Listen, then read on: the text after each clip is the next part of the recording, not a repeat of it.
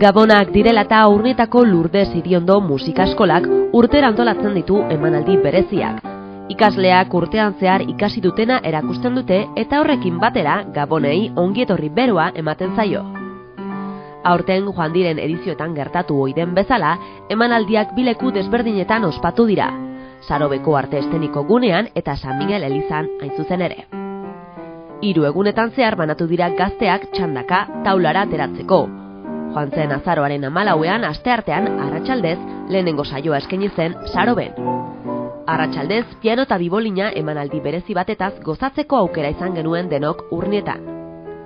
Hurrengo egunean Sarobetik mugitu gabe beste ikasle multzo baten txanda izan zen. Honetan tailerreko haurrak, klaniretea, teklatu taldea, pianoak eta bandek ikuskizun ederra utzi ziguten. Bukatzeko saio berezia ospatu zen ostiral horretan, hilaren 16ean, baita arratsaldez, non eta herriko parrokian. Bertan bildu ziren berriro ikasleak ikuslegoaren txaloberoak jasotzeko prest. Azken egun honetan trikitixa eta panderoa, organoa, saxofoia eta trompetaren emanaldia ikusteko aukera izan genuen. Musikak atal berezia izaten du beti Gabonetan, bai musika eskolako edo ikastetxeetako emanaldiekin baita helduen abesbatzekin ere.